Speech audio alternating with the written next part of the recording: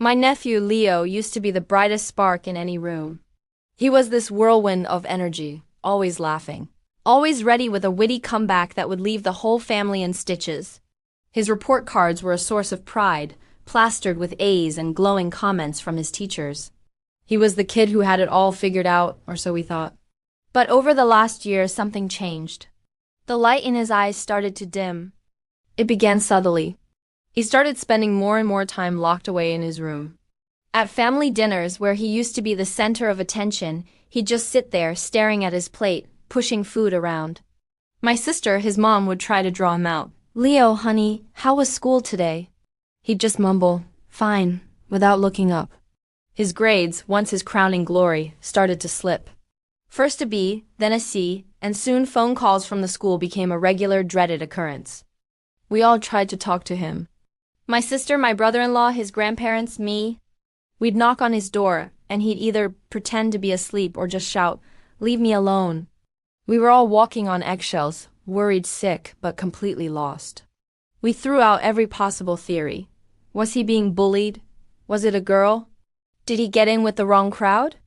Every question was met with a wall of silence.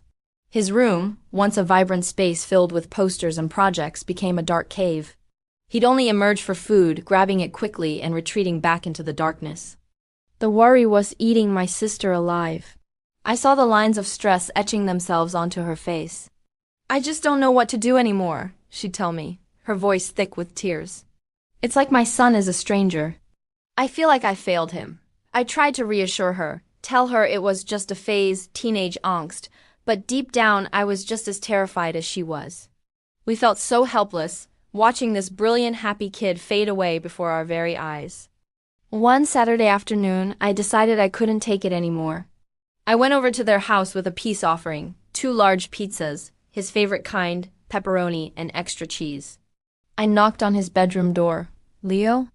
"It's Uncle Ben. I brought pizza." Silence. I knocked again, a little louder. "Come on, buddy." "Just for a few minutes. I'll even let you have the first slice." I heard some shuffling, and then the lock clicked. The door creaked open just a sliver. He looked rough. His hair was a mess. There were dark circles under his eyes, and he'd lost weight. He looked exhausted, not just tired, but soul-deep exhausted. He didn't say anything, just gestured for me to come in. I stepped inside, and the state of his room hit me. Clothes were piled everywhere, empty snack wrappers littered the floor, and the curtains were drawn so tightly it felt like midnight. I sat on the edge of his unmade bed and opened the pizza box, the smell filling the stale air. We sat in silence for a few minutes, the only sound being the soft chewing as he ate a slice. I didn't push. I didn't ask questions. I just sat there with him, sharing a pizza, letting the silence be. I think that's what he needed. Not another interrogation, not another concerned lecture, but just someone to be present. After he finished his second slice, he put the paper plate down and just stared at it. His shoulders started to shake. At first it was silent, but then a small sob escaped. And then another. Soon, my nephew, this boy who had built a fortress of silence around himself, was openly weeping. I didn't say anything. I just put my arm around his trembling shoulders and held him. I let him cry it all out, all the frustration, the fear, the pain he had been holding inside for so long. When the sobs finally subsided, he wiped his eyes with the back of his sleeve and took a deep, shuddering breath. He looked up at me, his eyes red and swollen, and for the first time in over a year, he really looked at me. And then he said the words that changed everything. "Uncle Ben," he whispered, his voice hoarse, "I'm just so tired. I'm tired of pretending." I just listened, giving him a gentle squeeze to let him know I was there. "Pretending what, buddy?" He took another shaky breath. "Pretending that I'm okay. Pretending that I'm still the smart kid. I'm not. I don't know what happened." It's like a switch flipped in my brain. He told me it started with a single test. A math test he was sure he'd aced. He'd always been brilliant at math. But when he got it back, it was a C-. It shocked him. He'd never gotten a C in his life. He told himself it was a fluke that he'd just had an off day. But then it happened again in science, and then in history. The things that used to come so easily to him suddenly felt impossible. It was like he was trying to read a foreign language. He said the harder he tried to focus, the more his mind would race with everything else. He'd sit down to do homework, and his brain would just be loud. He'd worry about the next test, about disappointing his parents, about what his teachers thought of him. The anxiety became a crushing weight. He felt like a fraud. Everyone still saw him as this genius kid, but inside he felt like he was drowning. He was so terrified of letting everyone down, of admitting that he was struggling, that he decided it was easier to just stop trying.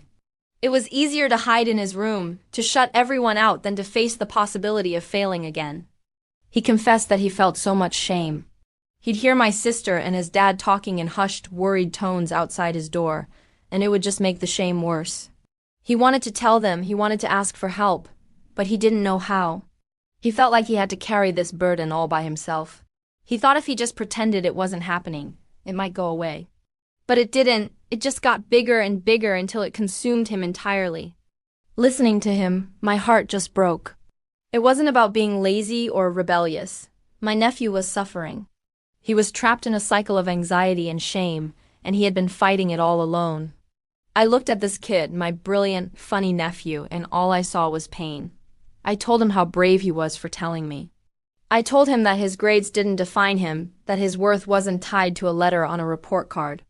I told him that we all loved him, no matter what, and that we would get through this together. That conversation was the turning point. It was like a dam had broken. After he talked to me, he found the courage to talk to his parents. There were a lot more tears, but this time, they were tears of relief. My sister and brother-in-law were just so grateful to finally understand what was going on. They weren't angry. They were just desperate to help their son. The first step was taking him to see a doctor and then a therapist. He was diagnosed with severe anxiety and depression. Finally, there was a name for the monster he had been battling in the dark. It wasn't his fault. It was a real, treatable illness. He started therapy, and slowly, painstakingly, he began to learn coping mechanisms. He learned how to manage his anxious thoughts, how to challenge the feelings of shame, and how to be kind to himself. The school was incredibly supportive. They worked with him to create a plan that would allow him to catch up without feeling overwhelmed. The pressure was off. The focus shifted from getting A's to just getting better. It wasn't an overnight fix. There were good days and bad days, but the difference was now he wasn't alone. He had his family, his therapist, and his friends supporting him every step of the way. The light started to come back into his eyes. He started coming out of his room more. We'd hear his laughter from the living room again. He started playing video games with me, and even cracking those old, witty jokes. Today, Leo is in his first year of college. He's studying graphic design, something he discovered he has a real passion for. He still has his struggles, but now he has the tools to deal with them.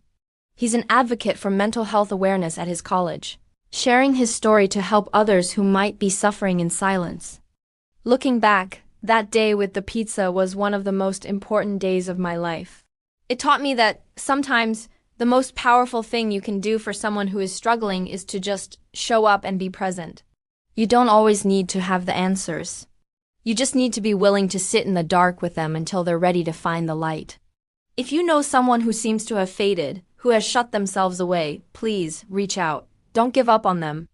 A simple act of connection, a shared pizza, a listening ear, it might just be the thing that helps them look up and finally tell you the truth. Thank you so much for watching. If you or someone you know is struggling with their mental health, please know that help is available and you are not alone. We'll leave some resources in the description below. Don't forget to like this video and subscribe for more stories. See you next time.